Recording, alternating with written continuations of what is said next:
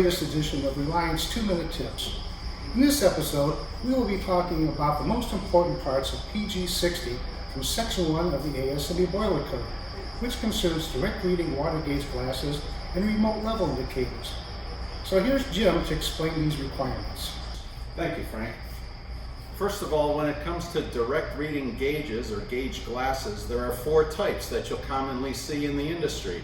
Tubular glass, typically used and designed up to 250 pounds service. A reflex, or also known as a prismatic gauge, that's used in pressures up to 350 pound service.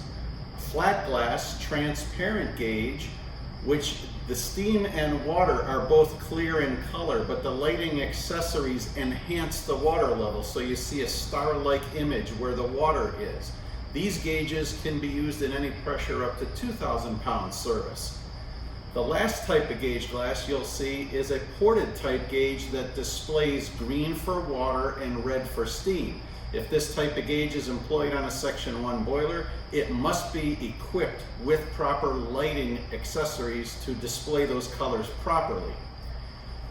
Any boiler that's operated up to 400 pound service requires at least one gauge glass in service at all times.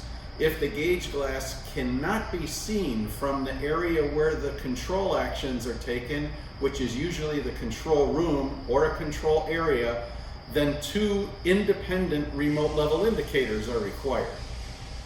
This is an example of a conductivity probe type remote level indicator with probes in a chamber. You can't see through the pipe to see the level. You're relying on sensors, as you would with other technologies, being a magnetic level gauge, guided wave radar, or differential pressure transmitter. If I'm operating with two remote level indicating devices, they must be independent. If I can't see the gauge glass, I've got checks and balances between two devices.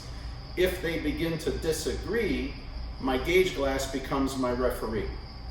If the boiler is operated at pressures above 400 pounds service, then the gauge glass by code can be valved off, provided you have two remote level indicators independently piped and operable in continuous service for the operator. Even though the code permits you to valve off the gauge glass must be kept in good working order if it is needed. Thanks, Jim.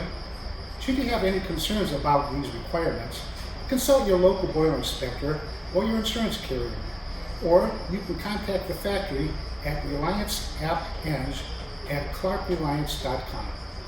And if you'd like a copy of our boiler inspection guideline code book, you can order it at relianceboilertrim.com. And thanks again for taking the time to watch our 2-minute tip. New tips will be coming out soon, so come back to see the latest. Stay safe, be healthy, and have a Clark-relific day.